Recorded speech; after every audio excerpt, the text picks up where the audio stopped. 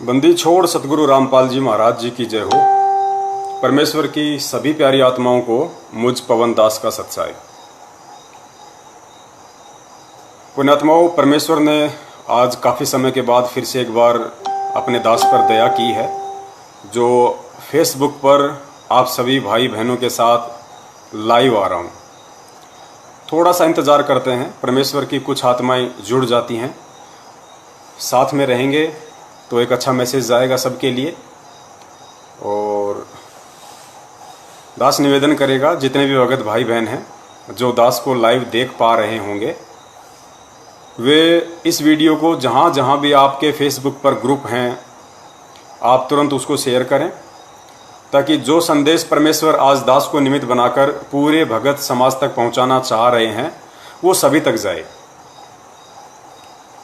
और आज जो दास फेसबुक पर लाइव आया है, तो विषय केवल यही है कि आज सतलोक आश्रम मैनेजमेंट हरियाणा के द्वारा एक पीला पर्चा निकाला गया है, और उस पीले पर्चे में सर्व संगत के लिए एक संदेश दिया गया है। संदेश दास आपको पढ़कर दिखा रहा है।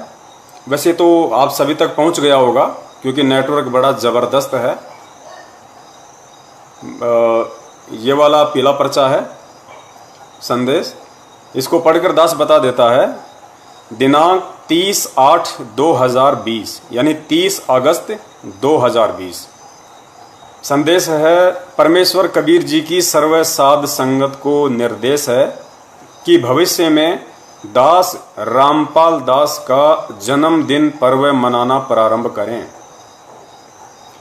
परमेश्वर कबीर जी ने अपना प्रकट दिवस कभी नहीं मनाया, हम अनुयायी मनाते हैं।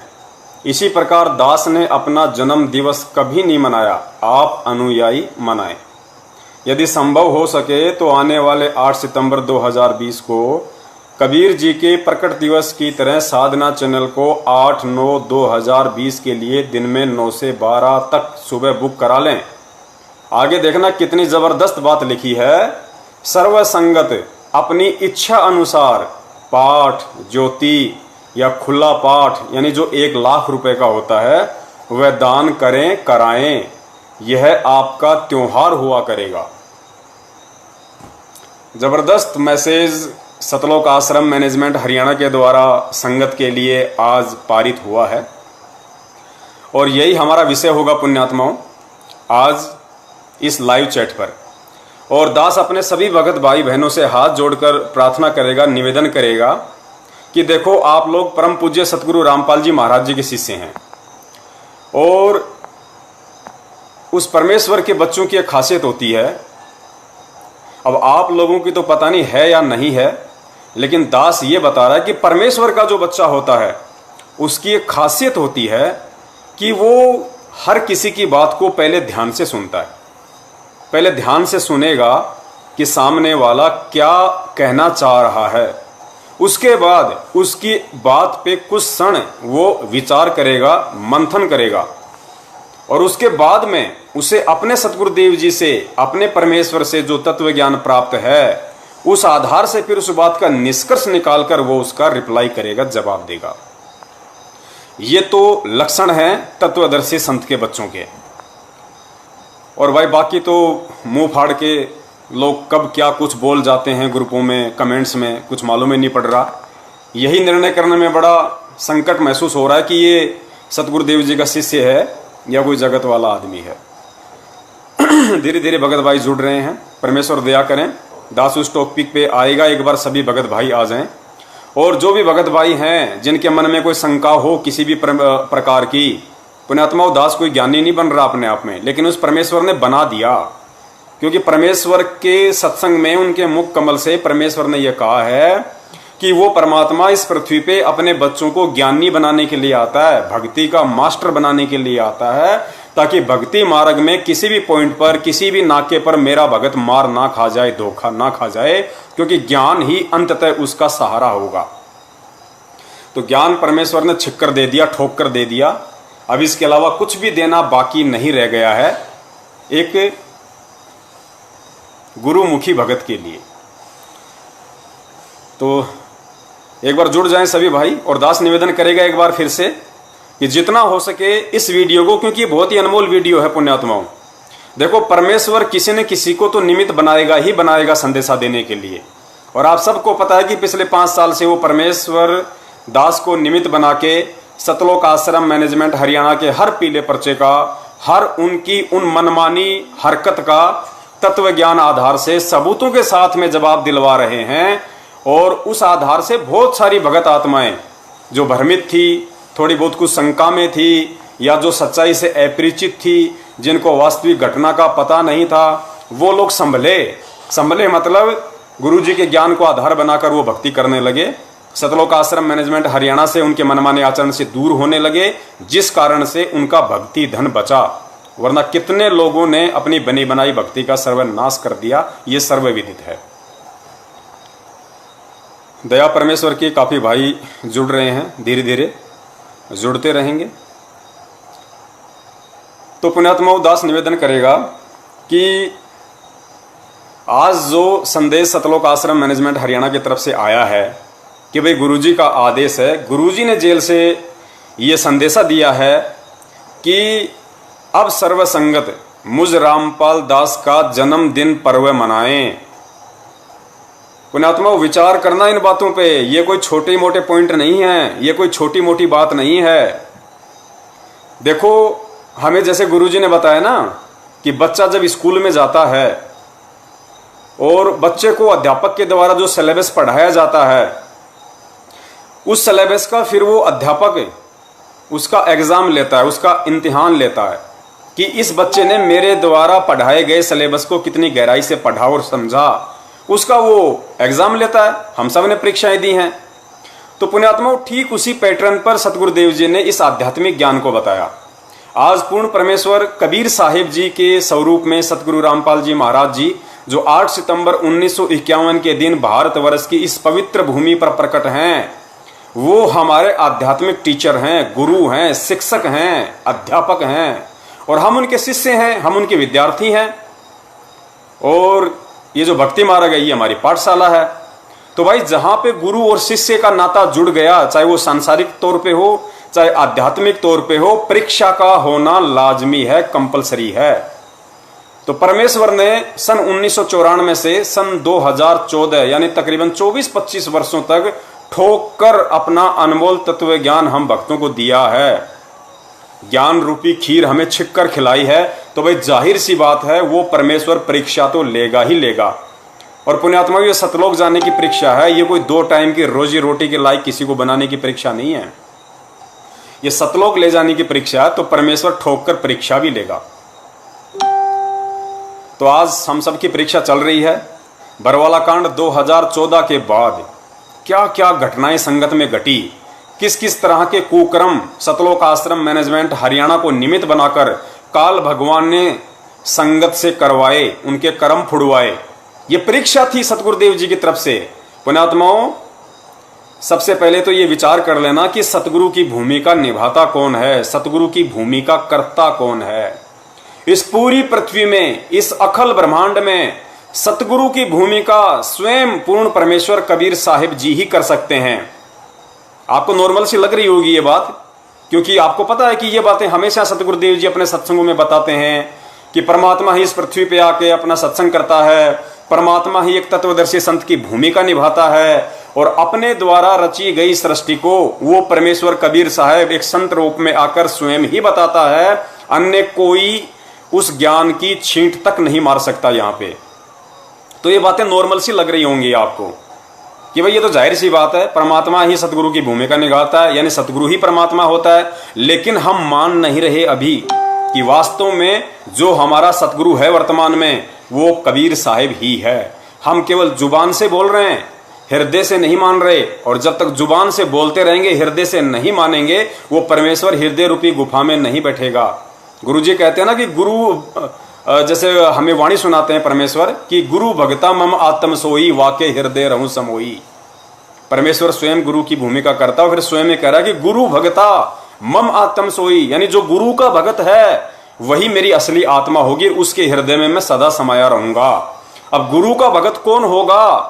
गुरु का भक्त वो होगा जो गुरु को परमेश्वर मानेगा, क्योंकि मालिक की वाणी है कि गुरु मानुष कर जानते ते नर कहिए अंध, ओए दुखी संसार में आ गए यम के फंदे। तो आज जो पीला पर्चा आया है वो इसी बात का निर्णय करेगा कि 20 लाख के आसपास की जो संगत है, सबसे पहले तो दास क्लियर कर देता है, ये जितनी भी डींग मारे जाती हैं सतलोक आश्रम मैनेजमेंट हरियाणा के द्वारा कि हमारी 2 करोड़ की संगत है, 3 करोड़ की संगत है, बड़े बड़े कोऑर्डिनेटर, स्टेट कोऑर्डिनेटर, क्योंकि उनका तो जन्मजात धंधा रहा है झूठ बोलने का। कांग्रेस की रैलियों में, बीजेपी की रैलियों में, जेजेपी की रैलियों में इन्होंने बताया कि हम सर्व संत रामपाल जी महाराज के 3 करोड़ 20 लाख शिष्य ये कर देंगे, वो कर देंगे। पुण्यात्माओं, ये सत्य का मार्ग है। इस भक्ति मार्ग में हर जगह सत्य जुड़ा हुआ है। सत साहेब, सतगुरु, सतलोक, सत भक्ति, हर चीज में सत्य है। यहाँ पे अगर सत्य नहीं होगा तो आप सतगुरु के निकट भी नहीं हैं। तो जब सतगुरुदेव जी बरवाला कांड के बाद में जेल गए तो 14.5 से 15 लाख की संगत थी। लास्ट एंड फाइनली इनकी पुस्तकों में लिखा हुआ है, जो इन्होंने भारतीय न्यायालय के ऊपर उस समय जो पुस्तकें छापी थी, भ्रष्ट जज कुमारक पर न्यायालय की गिरती गरिमा, ये स्वयं इन सतलोक आश्रम मैनेजमेंट हरियाणा वालों ने न्यायालय की गिरती गरिमा पुस्तक के पेज नंबर 38 पे, या फिर बरवाला कांड की घटना की सच्चाई के पुस्तक पेज नंबर 38 पे आप लोग देख लेना, इन्होंने खुद लिखा हुआ है कि 14.5 लाख की संगत है वर्तमान में। अब उसके बाद में 5-7 लाख ने और नाम दीक्षा ले ली होगी इनके नामदान केंद्रों से, तो 20 लाख हम मान के चलते हैं, इससे ज्यादा संगत नहीं है। तो ये जो संदेश है कि सतगुरु कौन है, सतगुरु की भूमिका कौन कर सकता है, इसका निर्णय आज करना पड़ेगा। गुरुजी की जेल में रहते सहते करना पड़ेगा। पुण्यात्माओं, वो परमेश्वर हिसार की छोटी जेल में बैठ के हम मूर्खों की, हम अज्ञानियों की, इस काल के 21 ब्रह्मांड रूपी इस बड़ी जेल में बैठे हम कैदियों की तत्व ज्ञान आधार से परीक्षा ले रहा है कि मैंने इनको जो ज्ञान दिया है, मैंने इनको जो ज्ञान रूपी खीर खिलाई है, उसका कितना असर हुआ है इन आत्माओं पे। सतलोक कोई बाबा का घर नहीं है। गुरुजी ने बताया ना कि बरवाला का बस स्टैंड नहीं है। सतलोक की घूमते घूमते चला जाओगे, हमारे साइकिल के 2 पेडलर हो गया, आ गया सतलोक। सतलोक ऐसे नहीं मिलेगा। सतलोक के लिए तो बहुत कुर्बानियां देनी पड़ेंगी, बहुत कुछ सहन करना पड़ेगा, बहुत कुछ अपने आप को ढालना पड़ेगा। तो आज वही है, आज वही मौका है, और बार बार सतगुरु परीक्षा ले रहा है, बार बार सतगुरु परीक्षा ले रहा है। आज जो पीला पर्चा आया है वो भी परीक्षा है। देखो, सबसे पहली जो परीक्षा थी, सबसे पहली जो परीक्षा थी बरवाला कांड के बाद में, वो थी जाट आरक्षण की सबसे पहली परीक्षा। और हम जैसे कुत्तों को निमित्त बना के, हम जैसे कुछ सत्सेवकों को निमित्त बना के उस परमपिता परमेश्वर सतगुरु रामपाल जी महाराज जी ने सैकड़ों की संख्या में ऑडियो संगत तक पहुंचाई, वीडियो संगत तक पहुंचाई, पंपलेट संगत तक पहुंचाए कि भाई ये गुरुजी का आदेश नहीं है। अरे सतगुरुदेव जी सन 1994 से ये ज्ञान दे रहे हैं, सत्संग कर रहे हैं। क्या 1994 से लेकर सन 2014 इन 26 सालों में क्या कभी किसी जाति वालों ने आरक्षण के लिए आवाज नहीं उठाई? क्या कभी धरने, रैलियां, प्रदर्शन नहीं किए? कितनी बार धरने हुए हरियाणा में, कितनी बार प्रदर्शन हुए, रैलियां हुई आरक्षण के लिए।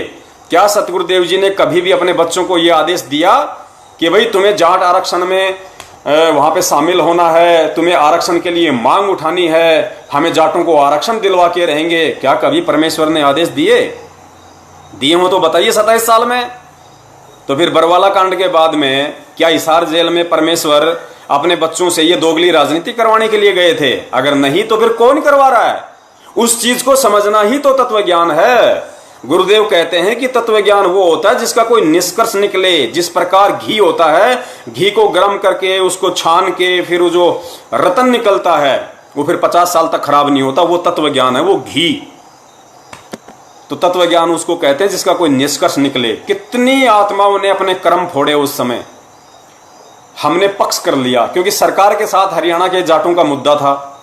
और ये जितने भी सतलोक आश्रम मैनेजमेंट हरियाणा वाले, ये सारे के सारे जाट जाति से हैं। ज्ञान इनको था नहीं परमेश्वर का, देखा देखे में एक दूसरे की पूंछ पकड़ के जुड़े हुए थे। आश्रम में सारे के सारे ये चौधरी बने हुए थे, किसी को क्या पद मिला हुआ था, किसी को क्या पद मिला हुआ था। ये अपने आप को एमएलए एमपी से कम समझते नहीं थे। पुण्यात्माओं, ये ज्ञान समझना कोई बच्चों का खेल नहीं है। ये ज्ञान कोई जैसे गुरुजी ने बताया ना कि वो 40 साल वाला भगत और 4 साल वाला भगत, उम्र से ज्ञान समझ में नहीं आता, किसी बड़ी जाति में जन्म लेने से ज्ञान समझ में नहीं आता, समाज में किसी बड़े ओहदे पे होने से ज्ञान समझ में नहीं आता, बड़ी बड़ी डिग्रियां लेने से ज्ञान समझ में नहीं आता। ये ज्ञान पूर्व जन्म के भक्ति संस्कारों के आधार से समझ में आता है, चाहे बंदे ने 2 दिन पहले ही नाम क्यों ना लिया हो। तो इन लोगों को ज्ञानवान तो को समझ में आया नहीं था और इन्होंने ढोल पीट दिया, जाटों का समर्थन कर दिया। जबकि परमेश्वर क्या कह रहे हैं, परमेश्वर की वाणी है कि पक्षा पक्षी के कारण सब जग रहा भुलान। पक्षा पक्षी का मतलब ये मत समझ लेना कि कोई चिड़िया होती है, पक्षी का पक्षा पक्षी ये संत भाषा है। पक्षा पक्षी के कारण पक्षा पक्षी यानी पक्ष और विपक्ष, यानी पक्ष और विपक्ष के चक्कर में पूरा जग भूला बैठा है। तो परमेश्वर कहते हैं पक्षा पक्षी के कारण सब जग रहा भुलान और निष्पक्ष होकर हरि भजे सोहे संत सुजान। यानी कबीर परमेश्वर का जो मार्ग है वो पक्ष और विपक्ष से दूर सीधा निष्पक्ष का मार्ग है। परमेश्वर कहते हैं ना कि कबीरा तेरी झोपड़ी गलकटियन के पास, जो करेगा सो भरेगा तू क्यों भैया अदास। लेकिन इन लोगों ने जाट आरक्षण में पक्षपात किया इन्होंने, और आड़ किसकी ली? सतगुरुदेव जी की, उस पूर्ण परमेश्वर की आड़ ली इन लोगों ने। अपने तो कर्म फोड़े फोड़े और भी हजारों की संख्या में भगत भाइयों के इन्होंने कर्म फोड़े। बहुत सारे भगत भाई समझे भी, कुछ नहीं समझे, चलो कोई बात नहीं, ऐसा ही होता है। उसके बाद में इन लोग अजमेर में राजपूत करनी सेना की रैली में इन्होंने भगत समाज को इकट्ठा कर दिया गुरुदेव का आदेश बता के। और पॉइंट क्या था, विषय क्या था कि जो राजपूत समाज था राजस्थान का, बॉलीवुड ने एक फिल्म बनाई थी पद्मावती, राजपूतों के ऊपर, राजपूतों के इतिहास के ऊपर। तो राजपूतों को लगा कि हमारे इतिहास के साथ कुछ छेड़छाड़ की गई है, तो वो उस फिल्म के विरोध में आ गए। अब सतलोक आश्रम मैनेजमेंट हरियाणा और परमेश्वर के बच्चों का क्या लेना देना था पद्मावती फिल्म से और राजपूतों के इतिहास से? लेकिन राजनीति खेली गई। क्यों खेली गई? क्योंकि आनंद पाल सिंह जो गैंगस्टर था, जो पुलिस एनकाउंटर में मारा गया था, जिसका समर्थन राजपूत करनी सेना कर रही थी, जिसका मुकदमा लड़ रही थी, जिसकी सीबीआई की जांच की मांग कर रही थी राजपूत करनी सेना, उसका वकील कौन था पता है? एपी सिंह, दिल्ली वाला एपी सिंह राजपूत करनी सेना की तरफ से आनंद पाल सिंह का वकील था। और इधर सतलोक आश्रम मैनेजमेंट हरियाणा की तरफ से परमेश्वर सतगुरु रामपाल जी महाराज जी का वकील था, नाम मात्र का, बचाव मैनेजमेंट का कर रहा था। यानी दोनों पार्टियों का वकील सेम था। तो उस वकील ने बीच में भूमिका निभाई और दोनों को एक कर दिया। ये काल के खेल हैं सारे के सारे। संगत इस चीज को समझ नहीं पाई और संगत गुरुदेव का आदेश मान के वहां पे लड़ मरी, यानी उस रैली में शामिल हो गई। उन कुपात्रों को, उन राजपूतों को जिनका ना कोई भक्ति मार्ग से लेना देना है, ना कोई सत भक्ति से लेना देना है, उन कुपात्रों को स्टेज पे खड़ा होके एक जोधपुर के लक्ष्मण दास, जिसको एलडी के नाम से जाना जाता है, एलडी 5 लाख रुपए का चेक भाई साहब उन राजपूतों के हाथ में दे रहा है और कह रहा है कि हम तुम्हारे साथ हैं, हम वचन देते हैं, हम तुम्हारे से दूर नहीं होंगे। सुखदेव सिंह गोगामेडी, तुम आगे बढ़ो, हम तुम्हारे साथ हैं। आज ना ही तो सुखदेव दिखाई दे रहा और ना ही उस सुखदेव की पूंछ पकड़ के उसका समर्थन करने वाला वो एलडी जोधपुर वाला दिखाई दे रहा। क्यों? क्योंकि कुछ ही दिनों बाद में उसी राजपूत करनी सेना ने हरियाणा के भिवानी में जब उनकी रैली थी और जब भगत लोग सतगुरु रामपाल जी महाराज जी के नारे लगा रहे थे, तो उन्हीं राजपूतों ने मुंह पे थपोड़ा मारा था, इनके थपेड़ा। बोला यहां पे कोई रामपाल वामपाल का जयकारा नहीं लगेगा। सबको पता है, जो जो लोग उस रैली में थे सबको पता है। और कितने भगत इस बात से दुखी होके उस रैली से वहीं उठ के चले गए थे। खाली कुछ राजपूत दिखाई दे रहे थे वहां पे, 100-150, बाकी जितने भी 2-2.5 हजार भगत थे सब उठ के चले गए थे। थप्पड़ मारा उन्होंने, थप्पड़, कि यहां कोई रामपाल वामपाल का जयकारा नहीं लगेगा। ऐसे तुम लोगों के कर्म फोड़े जा रहे हैं, तुम लोगों को मूर्ख बनाया जा रहा है। 2 बार तुम लोग मूर्ख बने, 2 बार। पुण्यात्माओं, एक सूक्ष्म लड़ाई है, काल भगवान और परमेश्वर के बीच में सूक्ष्म लड़ाई है ये। इसको केवल इन चालों को, इस काल भगवान की चाल को वही जीव समझ पाएगा जो परमेश्वर को परमेश्वर मान के भक्ति कर रहा है, जो सतगुरुदेव जी को परमेश्वर मान के भक्ति कर रहा है। उनको खाली एक रामपाल या एक संत मान के जो भक्ति करेगा, जन्म लिया हुआ मान के जो भक्ति करेगा, वो उनके इशारों को कभी नहीं समझ पाएगा। क्योंकि परमेश्वर कहते हैं शब्द सैन सतगुरु की पहचानी, पाया अटल सुहाग बे। उस अटल सुहाग, उस सतलोक की प्राप्ति तभी होगी जब हम सतगुरु के इशारों को समझेंगे, उस समझ के आधार से हम भक्ति करेंगे। क्योंकि परमेश्वर का काल भगवान के साथ वचन है, पर काल भगवान ने कहा था कि परमेश्वर आप नीचे जाना, अपने बच्चों को ज्ञान देना, लेकिन जबरदस्ती ना करना, आप केवल अपना विधान बताना। जो आपके विधान को माने वो आपका, जो आपके विधान को ना माने वो मेरा। परमेश्वर आप जबरदस्ती ना करना। तो भाई सतगुरु तो वचन का पक्का है। वो सतलोक आश्रम मैनेजमेंट हरियाणा या आप और हमारे जैसे 2 कौड़ी के जीवों की तरह मंदबुद्धि नहीं है। वो उसको भूल नहीं पड़ती है कि वो भूल जाएगा अपना वचन। परमेश्वर ज्ञान ही दे रहा है, 27 साल से जबरदस्ती नहीं कर रहा। उसके बाद में 2 बार तो सतलोक आश्रम मैनेजमेंट को निमित्त बना के इस काल भगवान ने संगत को ठगा। तीसरी बार कब ठगा? सारनाम के नाम पे। पुण्यात्माओं, सारनाम। परमेश्वर यहां पे गिल्ली डंडा खेलने नहीं आता, सारनाम देने के लिए ही आता है। और सारनाम कब दिया जाता है ये परमेश्वर ने सत्संगों में असंख्य बार बता रखा है। कितने भक्तों को परमेश्वर ने हम जैसे कुत्तों को निमित्त बना के 2-2 घंटे की वीडियो बनवाए, एक एक पॉइंट को क्लियर करवाया कि भाई सारनाम कोई बच्चों का खेल नहीं है। उस सारनाम के लिए ही तो परमेश्वर यहां आता है। और सारनाम कौन दे देगा उस परमेश्वर के बिना? अगर सारे काम मैनेजमेंट वाले कर रहे हैं तो फिर गुरुजी की आवश्यकता क्या है? फिर ये संगत खड़ी होके सतलोक आश्रम मैनेजमेंट हरियाणा से सवाल क्यों नहीं करती कि भाई तुम क्यों इतनी जोर जबरदस्ती कर रहे हो? क्यों वकीलों की जमानत के नाम पे, गुरुजी के मुकदमों के नाम पे हम संगत वालों से भीख मांग रहे हो हाथ फैला के कि गुरुजी की जमानत करवानी है, वकीलों को पैसा देना है, यहां खर्चा हो रहा है, वहां खर्चा हो रहा है। क्यों भीख मांग रहे हो फिर तुम? ये ड्रामा कोई नहीं समझ पाया इन लोगों का। इन्होंने जमानत के नाम पे भक्तों को लूटा, खूब कसोटा इन लोगों ने। और परमेश्वर ने दया की, हम जैसे कुत्तों को निमित्त बना के इतना सब कुछ संगत में संदेशा दिलाया कि भाई तुम क्यों पैसा मांग रहे हो? एक बात बताओ, तुम लोगों ने ऐसा नाटक कर दिया इस संगत में, ऐसा पाखंड खड़ा कर दिया कि किसी को गुरुजी की आवश्यकता ही नहीं है। किसी को आवश्यकता ही नहीं रही गुरुजी की। अरे गुरु की आवश्यकता होती किस लिए है? सबसे पहले गुरु की आवश्यकता होती है ज्ञान देने के लिए। तो ज्ञान तो तुम छपा छपा के पुस्तकें मिलावट कर करके सबको दे रहे हो। तो ज्ञान देने के लिए गुरु की आवश्यकता नहीं है। फिर गुरु की आवश्यकता किस लिए पड़ती है? नाम दीक्षा के लिए, नाम देने के लिए। तो भाई तुम लोगों ने उसी गुरु की आड़ में ये जगह जगह जो राशन की तरह दुकानें खोल दी 250-300 फर्जी नामदान के अंदर। तो गुरु की आवश्यकता नहीं है नाम के लिए। फिर गुरु की आवश्यकता किस लिए पड़ती है? कि नाम खंड हो जाए, कोई मर्यादा खंडित हो जाए, तो दोबारा से उस नाम से जुड़ने के लिए तुम लोगों ने जगह जगह फर्जी नामदान के अंदर खोल ही रखे हैं और वहां पे नामदान शुद्ध करवाया ही जा रहा है। तो फिर नाम शुद्ध करने के लिए भी गुरु जी की कोई आवश्यकता नहीं है।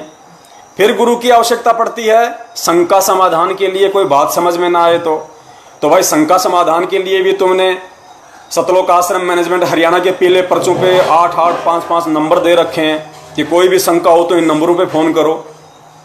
तो शंका समाधान के लिए भी गुरुदेव की आवश्यकता नहीं है। फिर गुरु की आवश्यकता पड़ती है दान देने के लिए, ताकि हमारे सुक्रम बने। अब दान भी तुम ही लोग ले रहे हो, ज्योति का पैसा, पाठ का पैसा, खुला पैसा, जो भी मर्जी जो भी लिया करता है गुरु। तो दान के लिए भी गुरु की आवश्यकता नहीं है। फिर गुरु की आवश्यकता किस लिए होती है? सत्संग करने के लिए। अब सत्संग तुमने टीवी चैनलों पे चला ही दिए हैं भाई साहब, तो सत्संग के लिए भी गुरु की आवश्यकता नहीं है। फिर गुरु की आवश्यकता होती है आशीर्वाद के लिए। तो आशीर्वाद भी तुम लोग साधना टीवी चैनल पे दिलवाए रहे हो बाद में सत्संग के, तो आशीर्वाद के लिए भी गुरुदेव की कोई आवश्यकता नहीं है। तो मैं ये पूछना चाहता हूं इस भगत समाज से, इस भोले भगत समाज से, पुण्यात्माओं कुछ तो विचार करो तुम। मैं ये पूछता हूं तुम्हें गुरु की आवश्यकता कहां है? फिर गुरु की आवश्यकता पड़ती है सतनाम के लिए, तो सतनाम भी दिया जा रहा है। फिर गुरु की आवश्यकता पड़ती है सारनाम के लिए, तो सारनाम भी सतलोक आश्रम मैनेजमेंट हरियाणा के द्वारा रोहतक में दे दिया गया हजारों को।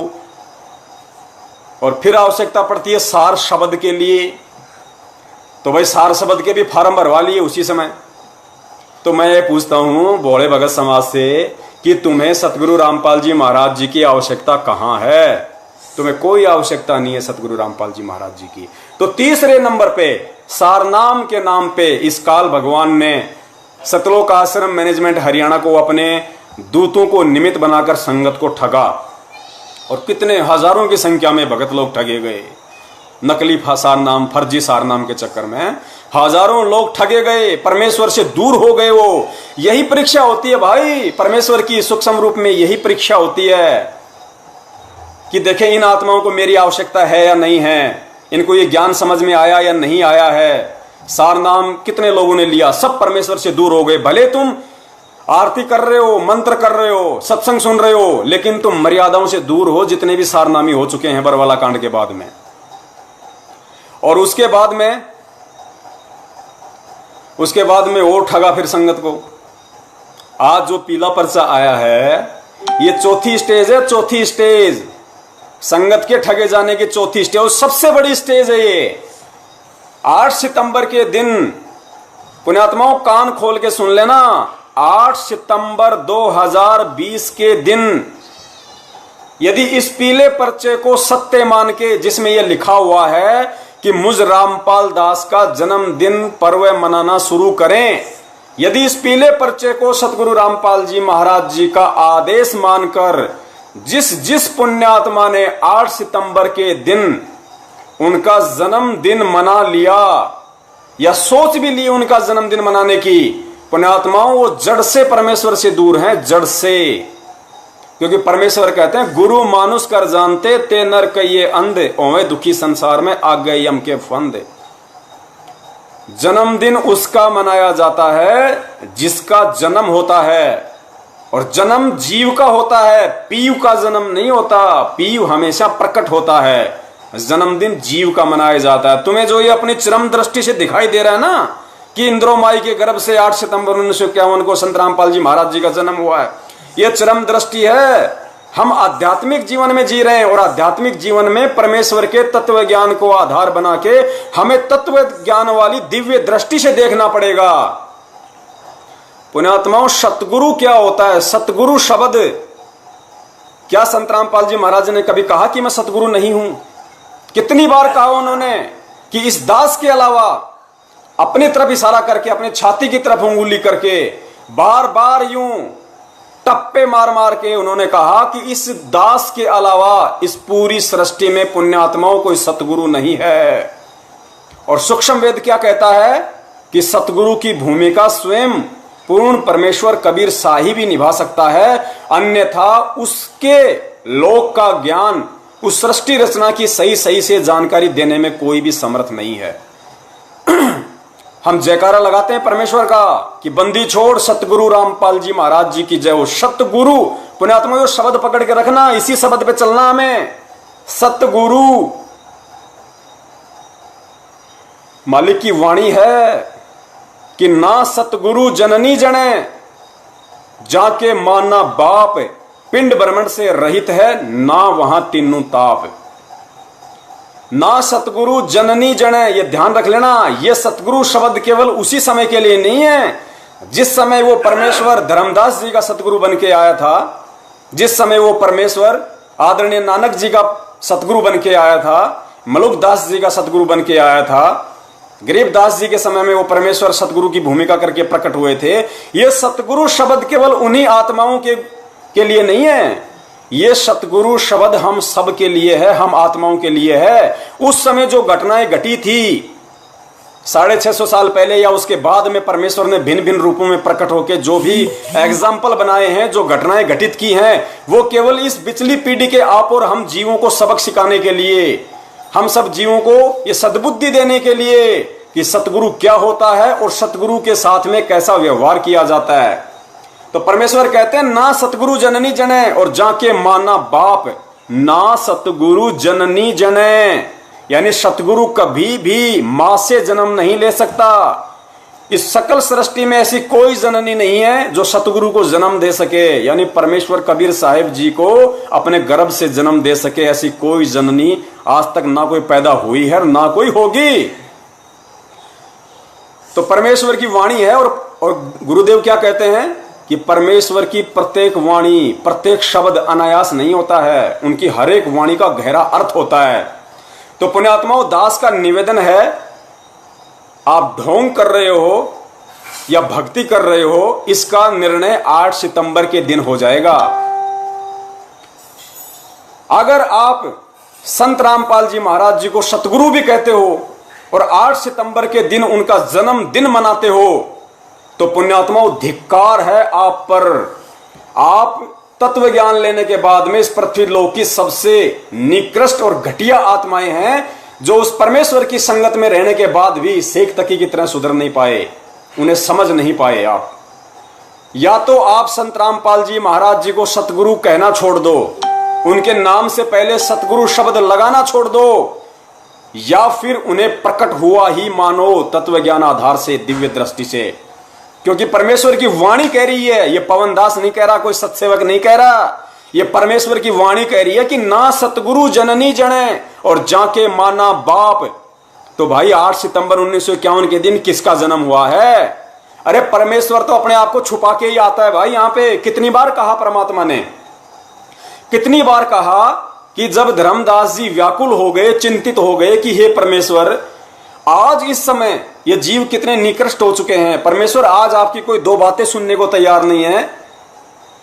मुझ नीच ने भी आपसे कितनी बार वाद विवाद किया, तर्क कुतर्क किया, परमेश्वर 650 साल बाद में आप कह रहे हो कि उस समय मैं जाऊंगा और उन जीवों को ज्ञान समझाऊंगा। परमेश्वर उस समय तो इतना सब कुछ दूषित हो चुका होगा, मन दिमाग सब कुछ। परमेश्वर कौन आपकी बातों को स्वीकार करेगा, कौन समझेगा? तो परमेश्वर कबीर साहिब जी ने कहा था कि धर्मदास मैं तुझे गुप्त बात बताता हूं, 12वें पंथ में गरीबदास का पंथ होगा, उस पंथ में आगे चल के मैं स्वयं ही जाऊंगा। यानी 12वें पंथ में मैं कबीर स्वयं ही जाऊंगा। और अपने गुरुजी क्या बोलते हैं बीच बीच में कि वो परमेश्वर नहीं आए तो इस दास को भेज दिया। क्यों भाई? परमेश्वर भी बिजी रहता है क्या? परमेश्वर ने कोई फैक्ट्री खोल रखी है क्या? परमेश्वर ने कोई ठेके ले रखे हैं क्या, कोई रोड कंस्ट्रक्शन के, जो लेबर की कमी है, लेबर को मैनेज करना पड़ता है? या परमेश्वर की कोई स्त्री है क्या जो उनके आगे आगे खड़ी होगी कि तुम तो बार बार पृथ्वी लोक पे चले जाते हो, बार बार पृथ्वी लोक पे चले जाते हो, यहाँ पे बच्चों को कौन संभालेगा, इतना बड़ा यहाँ पे खेत का काम है, यहाँ पे ये बाड़ी लगा रखी है, टिंडे भिंडे जो गंवार बाजरा यहाँ पे लगा रखा है, इनको कौन पानी देगा, कौन रोक देगा उस समर्थ को, उस परमेश्वर को जिसने ये कह दिया और कबीर सागर में लिख दिया कि 12वें पंथ हम ही चल आवे। तो परमेश्वर का वचन है कि साध वचन पलटे नहीं, चाहे पलट जाए ब्रह्मांड। पुण्यात्माओं, यहां सतगुरु रामपाल जी महाराज जी अपने आप को छुपाते हैं बार बार। वो स्वयं कबीर हैं, वो स्वयं छुपा रहे हैं अपने आप को, और उसकी समझ हमें केवल उनके द्वारा जो सद्बुद्धि हमें दी गई है इस ज्ञान आधार से, इस तत्व ज्ञान से, उससे हमें समझना पड़ेगा। उनके ज्ञान को आधार बनाकर, उनके ज्ञान को आधार बनाकर हमें निर्णय करना पड़ेगा कि वास्तव में आज इस पृथ्वी पे परमेश्वर के रूप में कौन है। गुरुजी ने बताया भगवान आएगा तो सींग लगा के नहीं आएगा। अरे कबीर साहिब जी भी 650 साल पहले आए थे, क्या उन्होंने कभी कहा कि मैं भगवान हूं, मैं परमात्मा हूं? धर्मदास जी को कितनी बार कहा उन्होंने कि धर्मदास मैं तो उस परमात्मा का भेजा हुआ दूत हूं, मैं तो उसका संत हूं। भाई वो परमेश्वर तो सत्य पुरुष है जो सतलोक में रहता है। कितनों को बताया परमेश्वर ने? नानक जी को क्या बताया परमेश्वर ने? लेकिन उन आत्माओं को यथार्थता का, सत्यता का कब मालूम पड़ा? जब वो परमेश्वर के साथ सतलोक में गए। पुण्यात्माओं, ये लीलाएं परमेश्वर ने सिर्फ आप और हम जीवों को, जो इस समय बिजली पीढ़ी में हैं, उनको समझाने के लिए, उनको यथार्थता से परिचित करवाने के लिए, क्योंकि 650 साल पहले जो हम धोखा खा गए तो वो धोखा हम दोबारा ना खाएं। इसलिए हमारे बाप ने, हमारे परम पिता परमेश्वर कबीर साहिब जी ने इतने पापड़ बेले हैं, इतने उदाहरण, इतने एग्जाम्पल दिए हैं। गरीबदास जी महाराज जी को, नानक जी को, धर्मदास जी को, जितनी भी आत्माओं को परमेश्वर सतलोक लेके गए, वो उन आत्माओं को सतलोक दिखाने के लिए लेके नहीं गए। वो आत्माएं कौन थी ये भी अभी बहुत बड़ा रहस्य है। दास पे तो दया कर रखी है परमेश्वर ने, और भी भाइयों को समझ है, लेकिन ज्यादातर को नहीं। वो खाली उनको जीव मानते हैं, आप और हमारे जैसा जीव मानते हैं उनको नहीं। परमेश्वर कुछ सामग्री अपने साथ में लेके आते हैं। जो भूमिकाएं परमेश्वर की विशेष आत्माएं कर सकती हैं, वो यहाँ का कोई जीव नहीं कर सकता। तो परमेश्वर जितनी भी आत्माओं को सतलोक लेके गए थे, और सतलोक जाने के बाद में जो परमेश्वर ने बताया कि जो जिंदा महात्मा के रूप में नीचे से गया था, फिर वहां जाके नानक जी ने देखा, रामानंद जी ने देखा, गरीबदास जी ने देखा, धर्मदास ने देखा कि वहां पे अरे ये तो वही है, ये तो वही जिंदा है जो नीचे से मेरे साथ में आया है, ये तो तख्त पे बैठा है।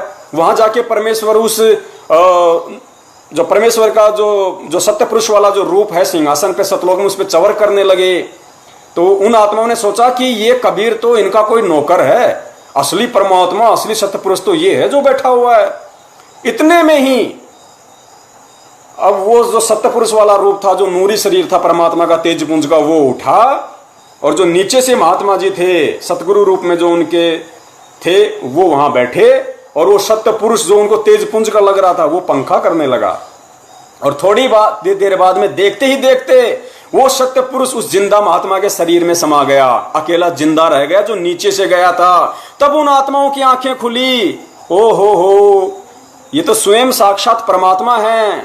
फिर नानक जी ने आके कहा था कि ए ठगवाड़ा ठगी देश धानक रूप रहा करता, कि ये जुलाओ, ये तुम्हें जुला दिखाई दे रहा है, ये तुम्हें धानक दिखाई दे रहा है, ये सत्य पुरुष है, ये परमात्मा है। तो परमेश्वर ने कहा कि भाई चिल्लाने से काम नहीं चलेगा, तेरी कोई नहीं सुनेगा ऐसे, यहाँ पे पुण्यात्मा अपनी जाके भक्ति करो। तो पुण्यात्मा वो एग्जाम्पल आज सतगुरु रामपाल जी महाराज जी हमें क्यों बताते हैं, और क्यों उस समय परमेश्वर कबीर साहिब जी ने वो एग्जाम्पल कोड किए, वो उदाहरण प्रस्तुत किए, सिर्फ और सिर्फ इस कलयुग की बिचली पीढ़ी वाली आप और हम आत्माओं को ये दर्शाने के लिए, ये विश्वास दिलाने के लिए कि सतगुरु के रूप में स्वयं वो परमेश्वर ही यहां आता है। अन्य कोई ये नाम देने का अधिकारी नहीं है, अन्य कोई उस सतलोक का ज्ञान बताने के लायक नहीं है, समर्थ नहीं है, सक्षम नहीं है। आज परमेश्वर क्यों नहीं जा जाके दिखा रहे लोगों को सतलोक? क्यों? क्योंकि ये ज्ञान आधार से ये समय चुना था परमात्मा ने, चमत्कार से नहीं चुना। 650 साल पहले लाखों चमत्कार किए थे, एक भी पार नहीं हुआ। इसलिए आज परमेश्वर ने समय निर्धारित किया, पिछली पीढ़ी का शिक्षित किया, अपना अनमोल तत्व ज्ञान दिया कि हम चमत्कार से नहीं, हम उस परमेश्वर को जो सतगुरु रामपाल जी महाराज जी के रूप में स्वयं पृथ्वी पे प्रकट है, हम उनको उनके तत्व ज्ञान को आधार बना के समझें कि आज इस पृथ्वी पे कौन है। और आज ये पीला पर्चा आपकी चौथी परीक्षा है। चौथी परीक्षा काल भगवान ने इन सतलोक आश्रम मैनेजमेंट वालों को, पुण्यात्माओं, दास पहले भी जिक्र कर चुका है, क्योंकि बहुत सारी पुण्य आत्माएं जो इस दास से जो नफरत करते हैं, इस एक भगत से जो नफरत करते हैं, ईर्ष्या करते हैं, राग द्वेष पाले बैठे हैं, गुरुद्रोही का बार बार जो कमेंट्स करते हैं। देखो मुझे इन चीजों से कोई फर्क नहीं पड़ता, क्योंकि मैं यदि अपने परमेश्वर की नजरों में ठीक हूं तो मैनेजमेंट या सतलोक आश्रम या ओबामा मोदी फोदी कोई कुछ भी करे, मुझे उन चीजों से कोई फर्क नहीं पड़ता। मैं परमेश्वर की नजरों में सोना रहना चाहता हूं, परमेश्वर की नजरों में मैं हीरा रहना चाहता हूं। दुनिया की नजरों में मैं क्या हूं उस चीज से मुझे कोई फर्क नहीं पड़ता। मैं पहले भी कह चुका हूं कि मेरा सतलोक आश्रम मैनेजमेंट हरियाणा से किसी प्रकार का कोई गिला शिकवा नहीं है, कोई राग द्वेष नहीं है। मैंने पहले भी कहा था, अगर सतगुरुदेव जी कह देंगे कि बेटा ये महेंद्र दास है, ये कल लेटरिंग करेगा, इसके लेटरिंग को तू शहद लगा के चाटना, मैं 4 बार चाटूंगा पुण्यात्माओं। क्यों? क्योंकि मैं महेंद्र जी से राग द्वेष पाल के नहीं बात कर रहा। मैं परमेश्वर के ज्ञान को आधार बना के कि पक्षा पक्षी के कारण सब जग रहा बुलान, निरपक्ष होके हरि बजय सोई संत सुजान, मैं उस पक्षा पक्षी पक्ष और विपक्ष वाली भूमिका से दूर होके निष्पक्ष वाले मार्ग पे चलते हुए केवल अपने सतगुरुदेव जी के ज्ञान को आधार बना के स्वयं भी चलने की कोशिश करता हूं और अपने अन्य भाई बहनों को भी सत्यता बताने की कोशिश कर रहा हूं, अपना शिष्य धर्म निभाते हुए। क्योंकि सतगुरु के पच्चिनों पे चलना है मुझे, दुनिया के पच्चिनों पे नहीं, अपने सतगुरु के पच्चिनों पे चलना है। क्योंकि परमेश्वर कहते हैं कीट न जाने भृंग को गुरु कर ले आप समान। तो परमेश्वर ये अनमोल ज्ञान देके अपने जैसा यदि हमें बनाना चाह रहे हैं तो हम बनने की कोशिश क्यों नहीं करते? हम क्यों उन्हीं लोगों के तलवे चाटना ज्यादा पसंद करते हैं जो परमेश्वर के विरुद्ध हैं? अरे आप सबको पता है सतलोक आश्रम मैनेजमेंट हरियाणा का मुखिया महेंद्र, जो आज भगोड़े की भूमिका में है, देशद्रोह की धारा जिस पे 428 नंबर मुकदमा है, जो पुलिस से छुपता हुआ फिर रहा है, उस बंदे ने पूरी दुनिया के सामने 16 तारीख को ये इंटरव्यू दिया था। वहां पे जब मीडिया ने पूछा कि आप पुलिस को अंदर क्यों नहीं जाने दे रहे, यदि संत रामपाल जी महाराज जी होंगे तो उनसे पूछताछ कर लेंगे, जो भी अरेस्ट करना होगा कोर्ट के आदेश हैं, और नहीं होंगे संत रामपाल जी महाराज अंदर तो पुलिस वापस आ जाएगी। ये भक्तों को क्यों मोहरा बना रहे हो तुम यहाँ पे? क्यों इनके हाथों में डंडे फंडे अंडे देख के यहाँ बैठा रखा है? इनको बेचारों को, इन भोले भाले भक्तों को क्यों मूर्ख बना रखा है? तो संत रामपाल जी महाराज जी का यंगर ब्रदर, छोटा भाई, जो अन्य भक्तों की नजरों में ब्रह्मा जी से कम नहीं, महेंद्र, उन्होंने क्या जवाब दिया पता है? कि संत रामपाल जी महाराज जी तो आश्रम में है ही नहीं, हमने उनको स्वास्थ्य इलाज के लिए परसों ही बाहर हॉस्पिटल में शिफ्ट कर दिया। ये झूठ किसने बोली भाई? ये भगत के लक्षण है क्या? अरे वो भगत जो ये कहता है कि मुझे सत शब्द मिला हुआ है, मुझे सार शब्द मिला हुआ है, और जो संत रामपाल जी महाराज जी का भाई, जिसको समझ के लोग उसको ब्रह्मा जी की तरह पूजते हैं अज्ञानता में, मूर्खता में, उसने सारी दुनिया के सामने झूठ बोला। वहां पे उसी दिन परमेश्वर से दूर तो पहले से था, वो दूर तो पहले से था। ये तो परमेश्वर ने आप और हम जैसे भोले भक्तों को, जो अनजाने में हम उनको देवी देवताओं से कम नहीं समझते थे, आश्रम में यदि संत रामपाल जी महाराज जी की बेटी दिखाई दे जाए, अरे भगत जी, हाँ वो देखो कौन जा रही भाई, अरे वो मंजू, जानता नहीं कौन मंजू भाई, अरे गुरु जी की बेटी, हाँ गुरु जी की बेटी, ओहो बहन जी सच साहिब, भगत जी इसको जानते हो? कौन? महेंद्र कौन? अरे गुरु जी का ओहो गुरु जी के भाई हैं, ओहो। जैसे कोई ब्रह्मा जी आ गए हो आश्रम में। पुण्यात्माओं, इस परमेश्वर के अलावा, सतगुरु रामपाल जी महाराज जी के अलावा इस पृथ्वी पे सब के सब 2 कौड़ी के जीव हैं, 2 कौड़ी के जीव। और वो 2 कौड़ी वाले जीव की औकात उन लोगों ने बरवाला कांड में दिखा दी। इन लोगों ने दिखा दी। ये शुरू से ही गुरु को परमेश्वर नहीं मानते, ये शुरू से ही उनको एक सामान्य संत मानते थे। ये केवल गुरुदेव से इसीलिए जुड़े हुए थे क्योंकि आश्रम में दान आता था। एक बात बताइए, संत रामपाल जी महाराज जी सन 1994 से नाम दीक्षा दे रहे हैं। अरे परिवार वाले 2008 के बाद क्यों जुड़े भाई? 2006 में गुरुदेव करोथाकांड में जेल गए, 2008 में आए, लास्ट में 21 महीने रह के, उसके बाद ही क्यों जुड़े? ये सारे बेटा बेटी सब। उससे पहले सन 1994 से 2008 यानी 18-20 साल में इनको संत रामपाल जी महाराज जी के अंदर परमात्मा दिखाई नहीं दे रहा था। जब 2008 के बाद में परमेश्वर आए, संगत बढ़ी, दान आने लगा, तो इनको उनमें भगवान नजर आने लगा और सब आ गए आश्रम में, सब चिपक गए उन पे। परमेश्वर कहते हैं जैसे चंदन सर्प लिपटाई, तन भया शीतल पर विष नहीं जाई। अरे वो परमेश्वर तो चंदन का पेड़ था और ये लोग थे सांप। ये जैसे चंदन के पेड़ के सांप लिपट जाता है, गुरुदेव कहते हैं ऐसा ठंडक महसूस करता है, ऐसा रहता है न्यूट्रल, निष्क्रिय। देखने वाला देखे यार इसका तो सारा जहर ही मर चुका है इसका तो। और जैसे गुरुदेव कहते हैं उसको थोड़ा सा टच कर दो, यूं का यूं उठा के खड़ा हो जाएगा। तो इन लोगों की स्थिति वो थी। परमेश्वर ने कितनी बार अपने सत्संगों में बगुले और हंस का उदाहरण देके इन लोगों के ऊपर इंडिकेशन किया, सतलोक आश्रम मैनेजमेंट वालों पे, अपने बच्चों के ऊपर इंडिकेशन किया। दास ने इतनी वीडियो बनाई है इन लोगों के ऊपर। एक वीडियो में स्पष्ट गुरुजी ने कह रखा है कि इस दास के शरीर के 4 बेटा बेटी थे। क्या बोले? 4 बेटा बेटी थे। ये नहीं कहा है, 4 बेटा बेटी थे। 2008 का सत्संग है, ये सुना होगा आप लोगों ने।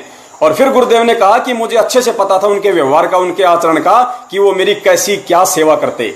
उनके व्यवहार से मैं अच्छे से परिचित था। लेकिन आज ये मेरे लाखों बेटा बेटी हो गए। एक से पानी मांगता हूं 10 गिलास लाते हैं, ऐसे सोचते हैं अपने गुरुदेव को हाथों पे रखें, पलकों पे रखें अपने पिताजी को। तो परमेश्वर ने कितने संकेत दे दिए हमें। पुण्यात्माओं, इस भक्ति में परिवारवाद नहीं चलता, इस भक्ति में वंशवाद नहीं चल सकता।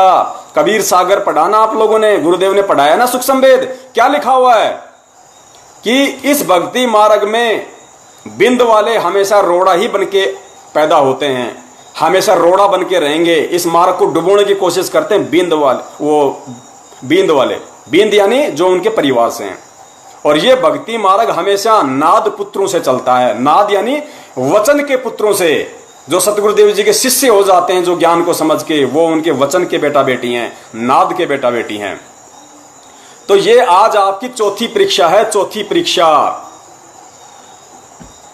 और इस चौथी परीक्षा में 8 तारीख को ही पता चल जाएगा। देखो, दास 100% कह सकता है, अपनी अंतरात्मा से कह सकता है।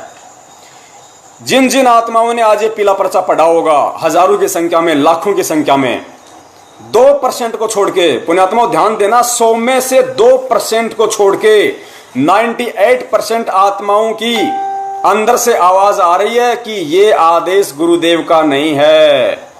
पहली बात तो हमारे परमेश्वर स्वयं कबीर साहब है, और कबीर साहब चाहे किसी भी रूप में हो, वो प्रकट ही होते हैं, प्रकट ही होते हैं।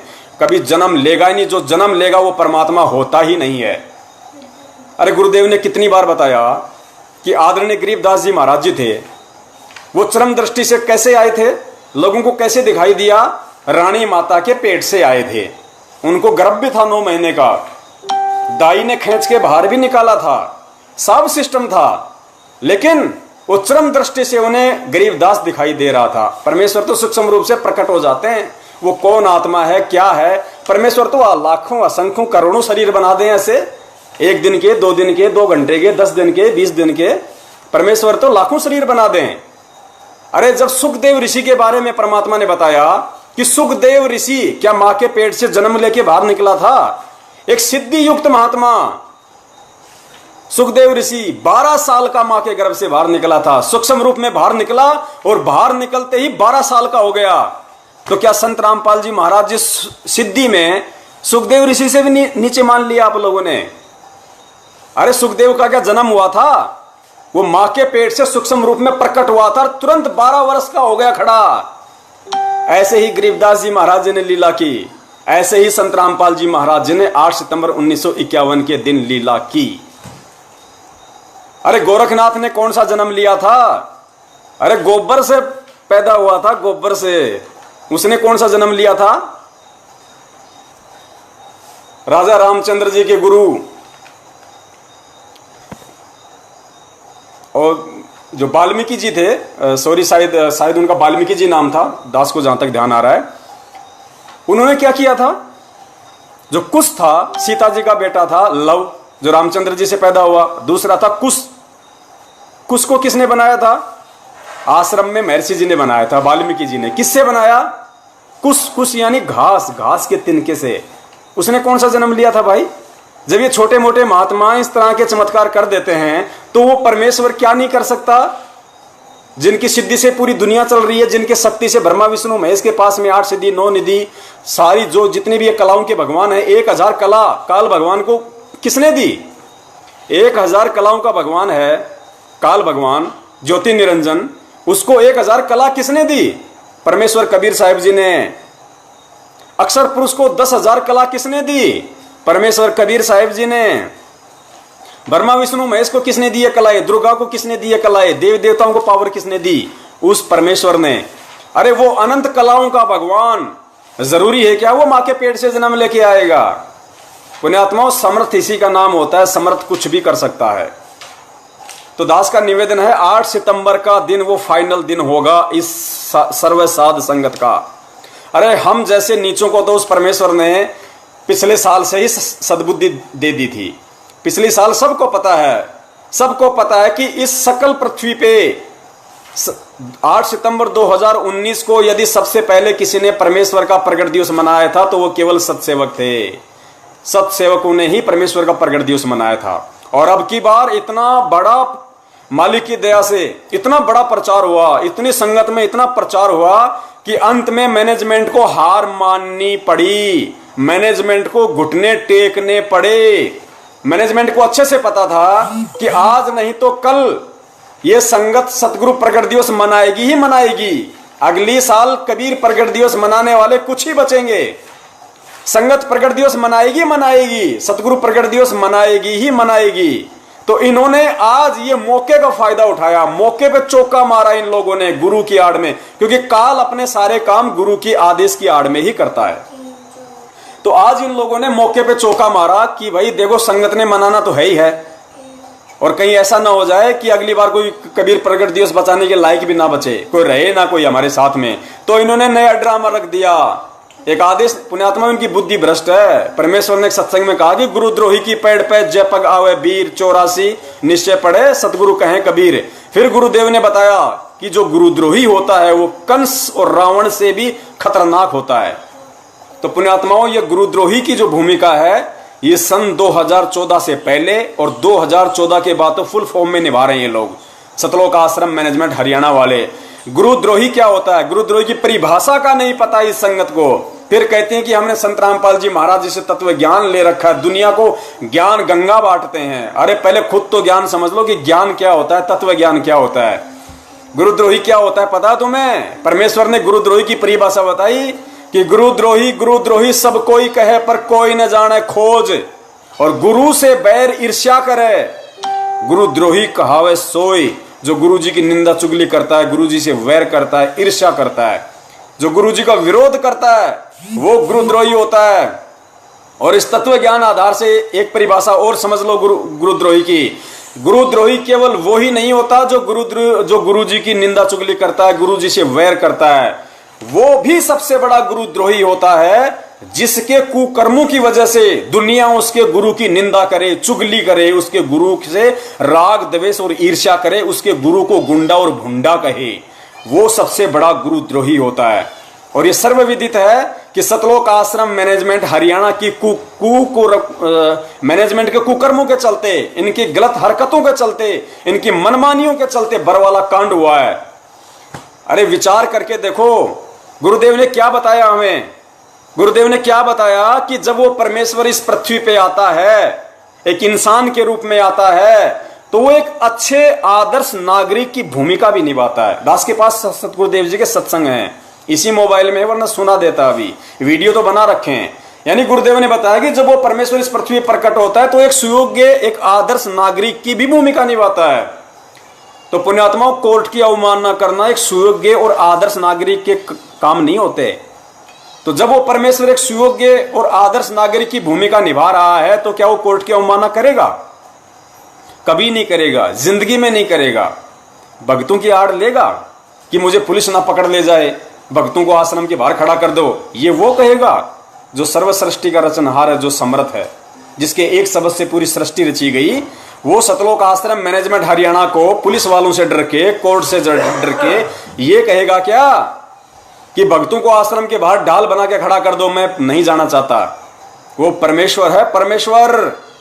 और ये परीक्षा थी हम भक्तों की, लेकिन हम नीच फैल हुए उस समय वहां पे। फिर भी परमेश्वर ने दया करी, मौका दिया हमें।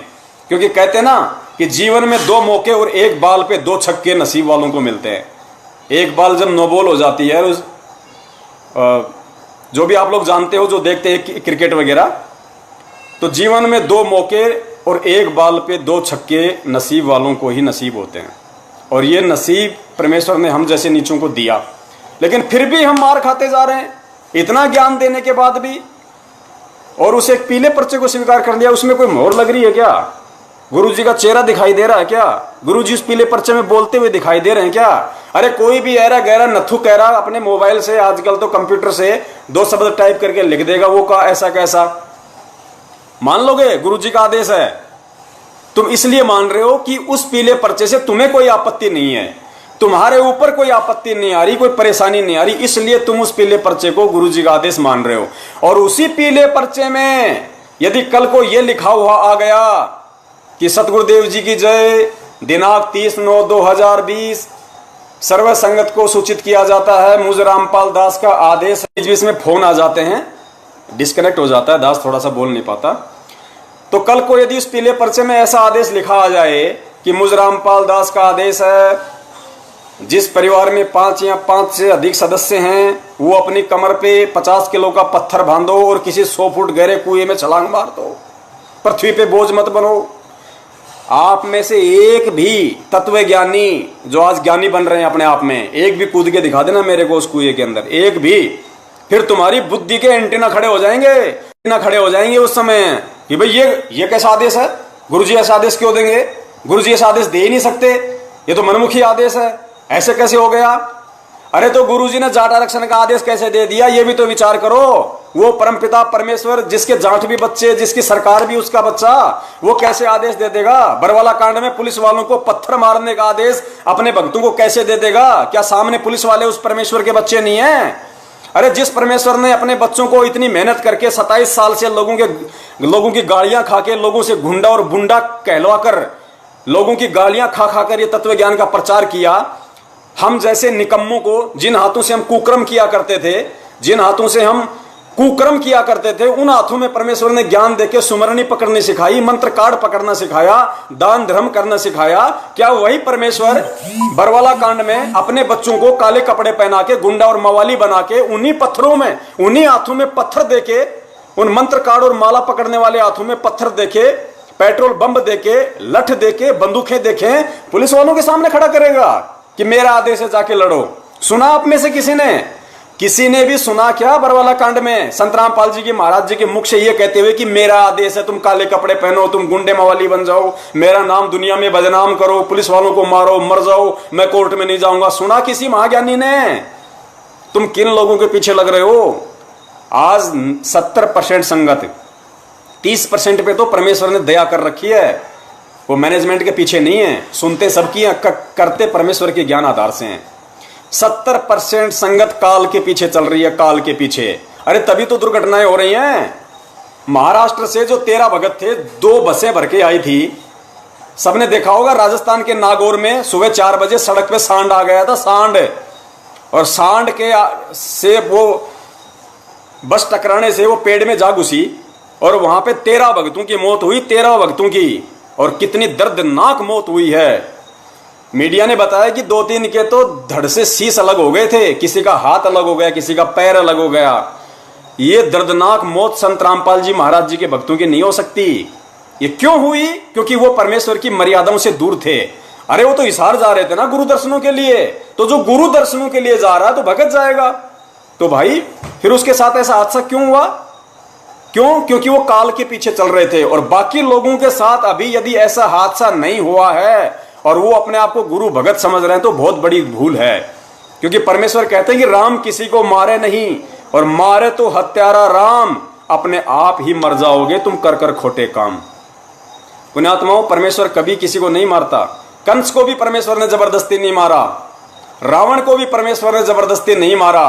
कितने मौके मिले, शिशुपाल को कितने मौके मिले, कितनी उसने गलतियां की, कितनी बार उसको चेतावनी दी गई, कितनी बार।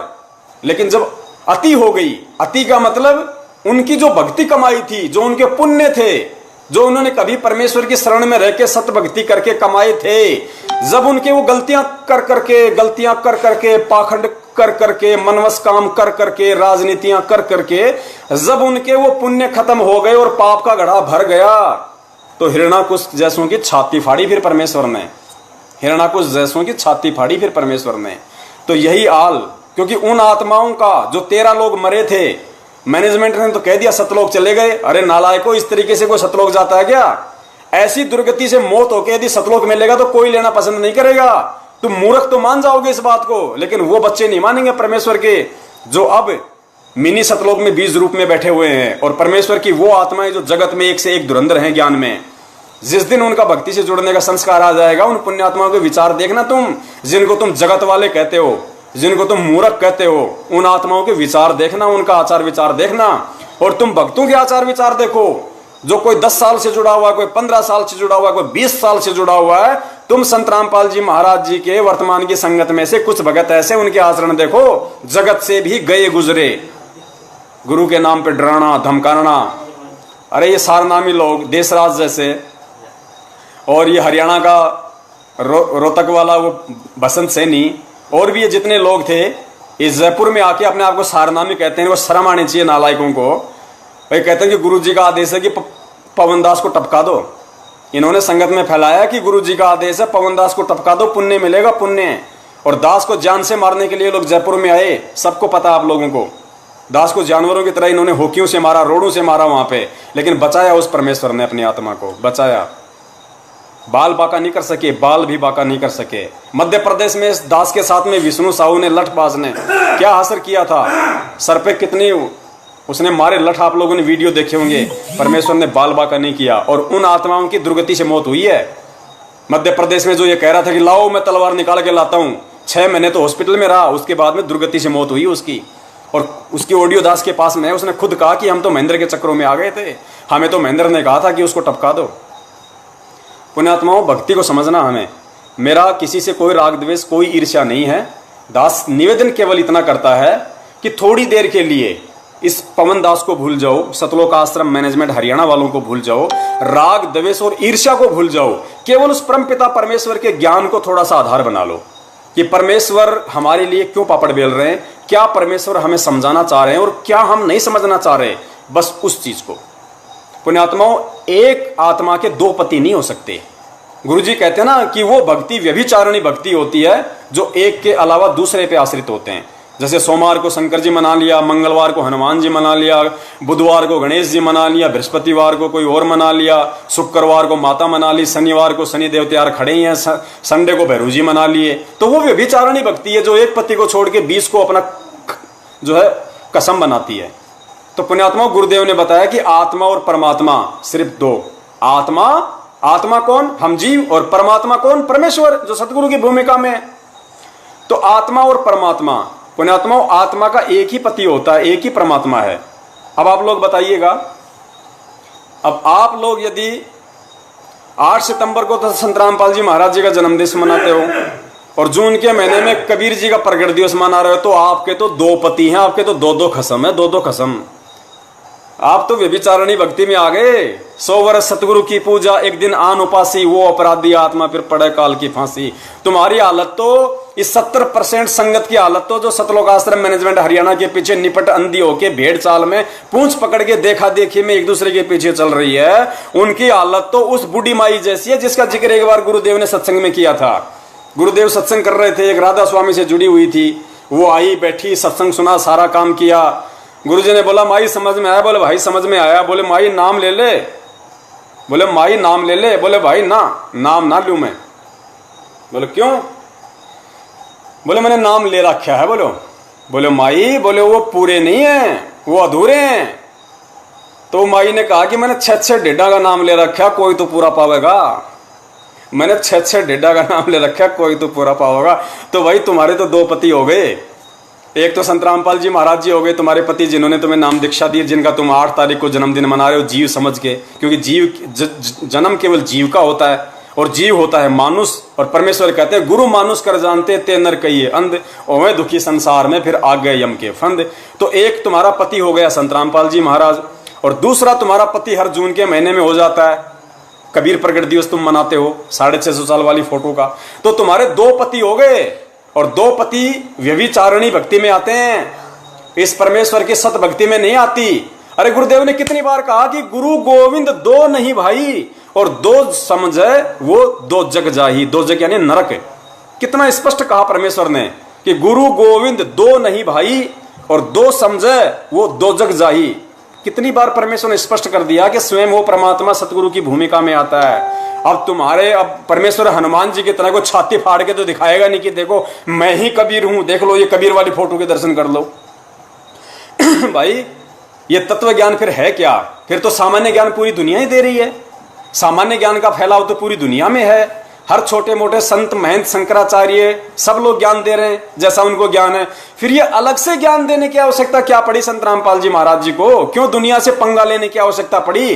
क्या वो अपने खुद के पार होने के लिए दुनिया से पंगा ले रहे हैं? नहीं, आप और हम जैसे नीचों के लिए, ढेडों के लिए वो परमेश्वर दुनिया की गालियां खा रहा है। हिसार जेल में जाके बैठा है। रोहतक जेल का प्रकरण याद है ना तुम्हें? 2006 करोथा कांड में। नहीं पता होगा क्यों? कि अभी कोई तो अपने भूत निकलवाने के लिए जुड़ा है। किसी की भैंस दूध नहीं दे रही, किसी ने कह दिया कि हमारे गुरुजी से नाम ले ले, तेरी भैंस टकाटक दूध देगी, तो वो भैंस का दूध के लिए जुड़ गया। कि किसी की बेटी के भूत नहीं निकल रहे, कोई अपने कैंसर से दुखी है, कोई किसी चीज से दुखी है। ज्ञान से केवल 1% आत्माएं जुड़ी हैं परमेश्वर से, 1% आत्माएं। और सबसे ज्यादा निपट अंधे वो लोग हैं जो 1994 से गुरुदेव से जुड़े हुए हैं। कितने सत्संग गुरुदेव के सुनो आप, रोहतक और जिंद वाले 1997 वाले सत्संग सुनो। कैसे कैसे आत्माओं को गुरुजी ने झेला है कि किसी तरीके से ये पुण्य आत्माएं टिकी रहें, एक बार टिकी रहें, इनको सौ सुख दूंगा इनको, और फिर इनको ज्ञान समझाऊंगा धीरे धीरे। लेकिन वो नालायक आज तक ज्ञान नहीं समझ पाए, उस गुरु को नहीं समझ पाए वो आज तक। गुरुजी ने कितनी बार, एक सत्संग में गुरुजी ने जिक्र किया कि हम सत्संग कर रहे थे और एक भगत आया तो मुंह मोटा करके फिर रहा, कभी इधर कभी उधर। तो मैंने कहा भाई क्या बात है भाई कोई गलती हो गई तो कोई माफी दे दे। गुरुदेव संत रामपाल जी महाराज जी वो पहले भी परमेश्वर थे, वो आज भी परमेश्वर हैं। ऐसा नहीं है कि 1997 में वो परमात्मा नहीं थे, 1994 में परमात्मा नहीं थे, या 1951 में परमात्मा नहीं थे, या जिस समय वो नीलम खेड़ी से अपना जो जेई की डिग्री कर रहे थे उस समय परमात्मा नहीं थे, या जो नौकरी करते थे उस समय परमात्मा नहीं थे। वो सदा से परमात्मा है। तो परमेश्वर ने कहा भाई, गुरुजी ने सत्संग में उस भगत से कहा कि भाई कोई गलती हो तो माफी दे दे भाई। क्यों ऐसे? बोले जी ना, बोले एक दिन मैं आया था बोलो, और बोले आपने यूं भी ना कहा कि भाई आ जा रहे। गुरुजी ने कहा कि उसने ये कहा कि गुरुजी आपने मुझे ये भी नहीं कहा कि आ जा। तो गुरुजी ने कहा कि भाई देखो ऐसा है, संगत बहुत ज्यादा होती है, हो सकता है मैंने कहा हो और आपने ना सुना हो, ये भी तो हो सकता है। बोले ना ईसाके, बोले मैं कोई बहरा हूं, ईसाके मैं कोई बहरास हूं। तो गुरुजी बोले बात ठीक सही, तो तू सुना का हो गया, आगे से मैं गलती नहीं करूंगा, मैंने माफी दे दे। पुण्यात्माओं, वो परमेश्वर, वो सारी सृष्टि का रचनहार एक 2 कौड़ी के जीव से माफी मांग रहा है। ऐसे ही गुरु जी ने एक सत्संग में फिर बताया कि दास ने एक बेटी को 100 सुख दिए, वो उसके शरण में आई, किसी पुलिस वाले की घरवाली थी। फिर गुरु जी उसी के पड़ोस में सत्संग कर रहे थे और वो नहीं आई। अब देखना पुण्यात्माओं, उन दोनों आत्माओं को कितना ज्ञान था, जिनके घर में गुरु जी सत्संग कर रहे हैं और जो पहले से नाम दीक्षा ले रही थी लेकिन वहां बैठी है खिड़की में लेकिन आ नहीं रही। तो गुरुदेव ने उस जिनके घर में परमात्मा सत्संग कर रहे थे, गुरुदेव ने कहा कि बेटी जाओ, उसको जाके बुला ला। तो उसने कहा कि गुरुजी मैं न जाती, हमारा उनका बोलचालन नहीं है, मैं न जाती। तो पहले तो उस आत्मा को कितना ज्ञान होगा जो गुरुदेव के आदेश की अवहेलना कर रही कि गुरुजी मैं नहीं जाती। पुण्यात्माओं, उन आत्माओं ने तो बहुत गलतियां करी हैं, उन्होंने तो सदा से गुरु को मानुस माना है, लेकिन आप और हम जैसे नीचों को तो परमात्मा ने, जो 2008 के बाद जुड़े हैं, 2010 में जुड़े हैं, 12 में जुड़े हैं, 13-14 में जुड़े हैं, पुण्यात्माओं हमें तो परमेश्वर ने अनमोल खजाना दिया है। परमेश्वर ने इतने चमत्कार दिए हैं, परमेश्वर ने इतना सब कुछ दिखाया, हमें एक इतिहास बना दिया परमात्मा ने 1994 से भक्ति का, इतने सत्संग दिए परमेश्वर ने। चलो वो आत्माएं तो गलती कर सकती हैं कि उस समय उन्होंने मालिक को मालिक नहीं माना, इतने सत्संग नहीं सुने, लेकिन आज तो परमेश्वर ने अंबर लगा दिया, ढेर लगा दिया, हमारी उम्र बीत सकती है, उसके सत्संग नहीं बीत सकते, फिर भी हम उसको मानुस मानने की गलती करेंगे। फिर भी हम 8 सितंबर को उस पूर्ण परमेश्वर कबीर साहिब जी का जो सतगुरु रूप में स्वयं प्रकट हैं, हम उसका जन्मदिन मनाएंगे। और दूसरी बात, इतनी तो बुद्धि लगाओ, इतना तो विचार करो, क्या गुरुदेव अपना जन्मदिन मनाने के लिए खुद आदेश देगा कि सर्वसंगत मुझ रामपाल दास का जन्मदिन पर्व मनाएं? इतनी तो बुद्धि होनी चाहिए हमारे अंदर। अरे प्रधानमंत्री यदि किसी प्रोग्राम में जा रहा है तो उस प्रोग्राम वाले को यह कहेगा क्या, या उस जनता को यह कहेगा क्या कि भाई सभी लोग आके मेरा स्वागत करो, मुझे माला पहनाओ, मेरा स्वागत करो? कहेगा कभी प्रधानमंत्री? ये तो प्रधानमंत्रियों का प्रधानमंत्री है, यह कहेगा कि मेरा जन्मदिन मनाओ। फिर हम गधों ने क्या इस ज्ञान की जगह इस भेजे के अंदर गोबर घुसेड़ रखा है, जो उनके कहने के बाद हम उनका प्रकट दिवस मनाएंगे? फिर ज्ञान किस लिए दिया? ये ज्ञान किस दिन के लिए दिया था? क्या परमेश्वर के सत्संग हमने अचार डालने के लिए हैं? पुण्यात्माओं विचार करो। आज तुम लोग जिस तरीके से इस दास के जो वचन हैं, जो परमेश्वर के ज्ञान आधार से जो दास बोल रहा है, क्योंकि परमेश्वर कहते हैं कि मीठा मीठा बोले तेता संत ना होई, और जितनी खरी खोटी बाता कहे संत कहावे सोई। संत होगा, संत यानी संत भगत जो भी होगा वो केवल सच्ची ही बात कहेगा, ठोक बजा के कहेगा, चाहे कोई नाराज हो चाहे कोई राजी रहे, उसकी मर्जी, मेरी कौन सी भैंस खोल रहा है। तो जिस तरीके से दास सच्ची सच्ची बातें कह रहा है, तुम लोगों को चुभ रही हैं, गुरुद्रोही गुरुद्रोही, उसी तरीके से दुनिया वालों को उस परमेश्वर सतगुरु रामपाल जी महाराज जी की वो यथार्थ बातें चुभती हैं और वो कहते हैं देशद्रोही देशद्रोही। और जिस तरीके से तुम लोग इस दास को गुरुद्रोही समझ रहे हो, नहीं पहचान पा रहे हो, इस ज्ञान को आधार बना के चमचागिरी में तुम्हारी आंखें फूट चुकी है, तुम गुरुद्रोही गुरुद्रोही कहते हो, सच्चाई से परिचित ना होने के कारण, 2 मिनट ढंग से विचार ना करने के कारण। वही हालत उन दुनिया वालों की है जो परमेश्वर के सत्संग को सुनते नहीं, उनकी बातों पे तो विचार विमर्श करते नहीं, और देखा देखी में गुरुद्रोही है, रामपाल गुंडा है, रामपाल भुंडा है। तो मैं ये पूछना चाहता हूं कि उन दुनिया वालों में और तुम ज्ञान लेके परमेश्वर के भगत कहलाने वालों में क्या अंतर है? क्या अंतर है तुम्हारे अंदर? वो परमेश्वर को नहीं समझ पा रहे, और तुम लोग, चलो हमें तो गुरुद्रोही कह लो, कोई बड़ी बात नहीं, हमें तो कोई प्रधानमंत्री नहीं बनना भाई, हमें तो यहाँ पे गधा नहीं बनना, लेकिन ये परीक्षा है। जिस प्रकार परमेश्वर ने गणिका माई को निमित्त बना के 64 लाख की परीक्षा ली थी, आज इस दास को निमित्त बना के, इस कुत्ते को निमित्त बना के वो परमेश्वर तुम लाखों की परीक्षा ले रहा है, लाखों की परीक्षा। तुम्हें गुरुद्रोही की परिभाषा तक नहीं समझ पा रहे।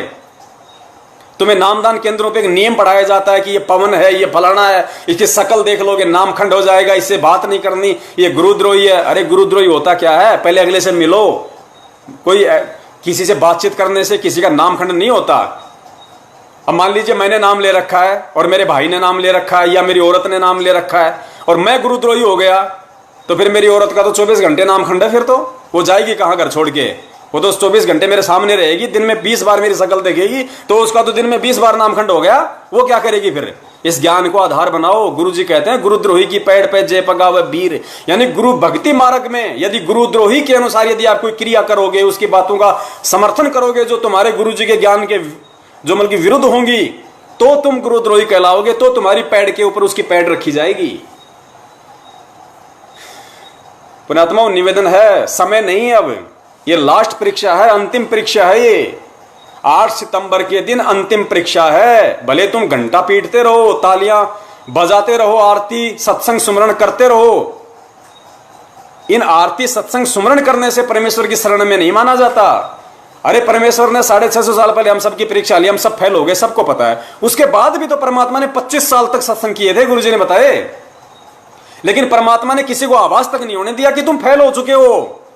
मैंने जो हाथी पे बैठ के, जो गंगा जल हाथ में लेके अपनी बेटी के कंधे पे हाथ रख के जो लीला की थी, तुम मुझे बड़वा बड़वा कह रहे थे, तुम फेल हो चुके हो, लेकिन परमेश्वर ने किसी को जग जाहिर तक नहीं होने दिया।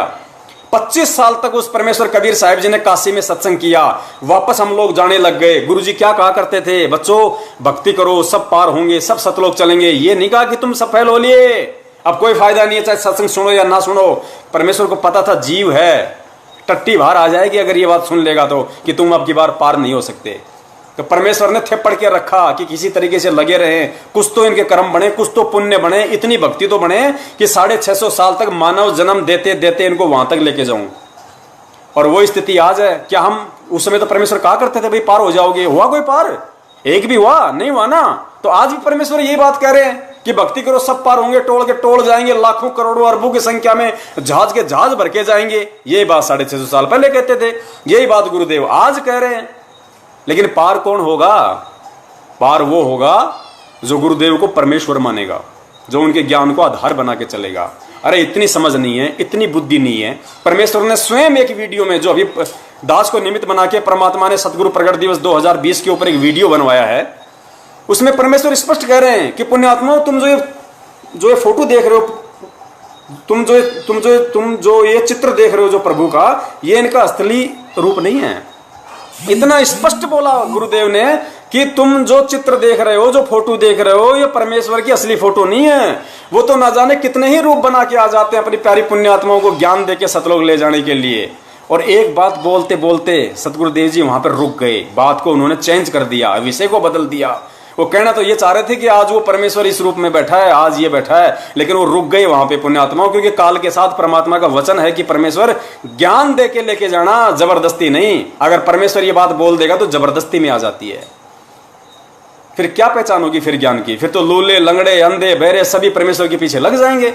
अगर बरवाला कांड में सतगुरु रामपाल जी महाराज जी ने अपना विराट रूप दिखा दिया होता, जैसे सिकंदर लोधी को दिखाया था, पीलवान को दिखाया था लाल किले पे, उनकी टट्टी निकल गई थी, अगर परमेश्वर बरवाला कांड में वहां दिखा देते, अपना विराट रूप दिखा देते, जब श्री कृष्ण दिखा सकता है एक 3 लोक का एक विभागीय स्वामी, जब अर्जुन को अपना विराट रूप दिखा सकता है, वहां जो सभा में जब गया था दुर्योधन को समझाने के लिए, अपना विराट रूप दिखाया था, तो परमेश्वर क्या नहीं दिखा सकते थे?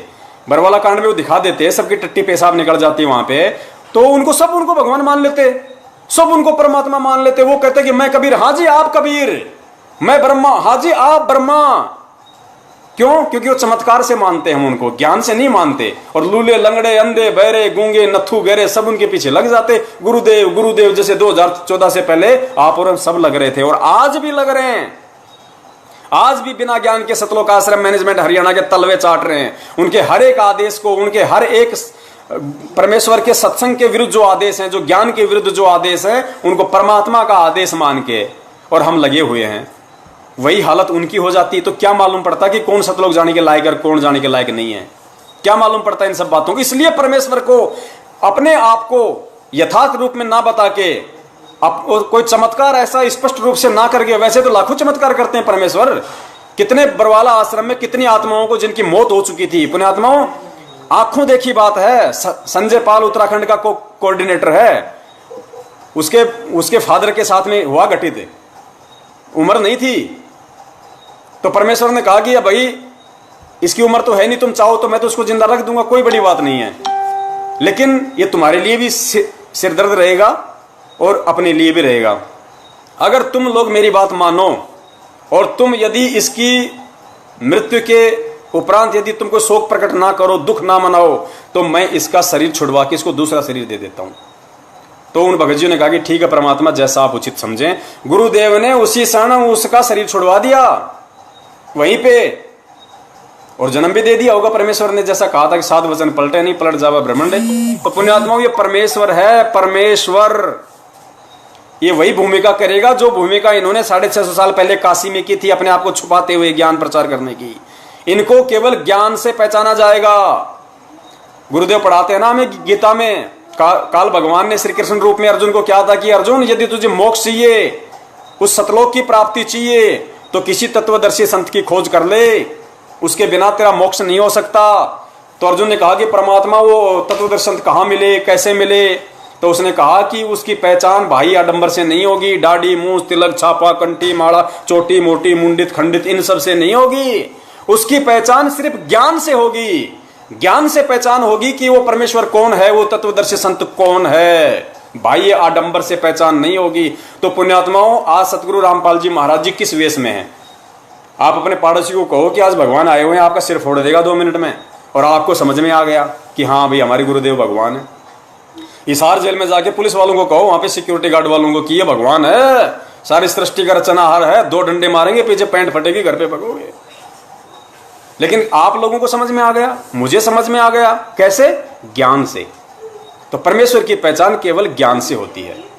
तो पुण्यात्माओं, ये परीक्षा है। सतगुरु सब देख रहा है। ऐसा नहीं है कि उनको पता नहीं है कि बाहर क्या हो रहा है। बच्चा नहीं है, बच्चा वो कौन जेल में बैठा है? ये तो आप और हमारी भ्रमणा है कि जेल में बैठा हुआ है। परमेश्वर जेल में बैठ जाएगा तो सृष्टि कौन चलाएगा बड़े भैया? उसके तो अनंत रूप हैं। जब काल भगवान 1000 रूप बना सकता है, अक्सर पुरुष 10,000 रूप बना सकता है, तो वो अखिल ब्रह्मांड का स्वामी, असंख्य कलाओं का स्वामी क्या नहीं कर सकता? वो तो हर एक जीव के साथ में करोड़ करोड़ रूप बना के प्रकट हो सकता है, बैठ सकता है, सबकी हृदय रूपी गुफा में बैठा हुआ है। वो कहां जेल में है? ये जेल तो उन अज्ञानियों के लिए जो उनको समझ नहीं रहे, जो वहां पे जा जाके दंडवत कर रहे हैं, वो अज्ञानी हैं। अरे अगर हिसार जेल के आगे जाने से, माथा रगड़ने से, नाक रगड़ने से अगर भगवान मिलेगा, तो अपने घर पे क्या दीवारों के सामने रोजाना तुम दंडवत करते हो, आरती करते हो? या हिसार जाने से ज्यादा भाव बनेंगे? पीला पर्चा आ गया, यदि 6 महीने में कोई हिसार तारीख पे नहीं जाएगा, हिसार नंबर जेल 2 के आगे गुरुजी को दंडवत नहीं करेगा, तो उसका नाम खंड। पीला पर्चा आ गया, सब लोग मूर्ख बन गए, डर गए, सहम गए, ओहो नाम खंड हो जाएगा। अरे तो भाई साहब, आपसे मैं निवेदन करता हूं, यदि 6 महीने में कोई हिसार तारीख पे हिसार जेल नंबर 2 के आगे जाके नाक रही नेड़ा, दंडवत प्रणाम नहीं किया, और यदि उसका नाम खंड हो जाता है, तो संत रामपाल जी महाराज जी का भाई महेंद्र, संत रामपाल जी महाराज जी का जो सांसारिक रूप में जिसे हम कहते हैं उनका दामाद है, मंजू का पति, संत रामपाल जी महाराज जी का छोटा लड़का मनोज, जो भगोड़े हैं तीनों, अरे वो तो कभी गए नहीं हिसार नंबर जेल 2 के आगे नाक रगड़ने के लिए। आज 6 साल हो गई, तो उनका नाम खंड नहीं हुआ क्या? उनका नाम कोई स्टील का है क्या? जो आपका खंड हो जाता है उनका नहीं होता, तुम्हारा होता है। क्यों? क्योंकि तुम मूर्ख हो। एक व्यक्ति ने किसी को बताया कि भाई साहब तूने मुझे चूतिया क्यों बनाया? बोलो और क्या, मैं तेरे को जिला कलेक्टर बनाऊं? जिस चीज के लायक था वो मैंने तेरे को बना दिया। तो संगत जिस चीज के लायक है, मैनेजमेंट उसको बना रहा है और बनाता रहेगा। कब तक? जब तक तुम परमेश्वर के ज्ञान को आधार बना के इस भक्ति मार्ग पे कदम रखकर चलना नहीं सीखोगे। चाहे आज चल लो, चाहे किसी और दिन चल लेना। तो दास का निवेदन है, कहने को तो पुण्यात्माओं दास को परमेश्वर ने इतनी सद्बुद्धि, इतने शब्द दे रखे हैं कि दास 4 दिन बोलता रहेगा, आप सबकी बैटरी डिस हो जाएगी, कोई फायदा नहीं है। परमेश्वर कहते हैं ज्ञान का और घाम का चमका सा होता है। ज्ञान का और घाम का चमका सा होता है। घाम यानी धूप, सूरज की रोशनी, और ज्ञान परमेश्वर का तत्व ज्ञान। गुरु जी कहते हैं ना, एक चोट सिधारिया जिन्हें मिलन दी आस। और भाई भैंस के आगे तो फिर डमरू और बीन बजाने की आवश्यकता है ही नहीं, उसको तो चाहे कितने बीन बजा लो, वो तो समझने वाली है ही नहीं।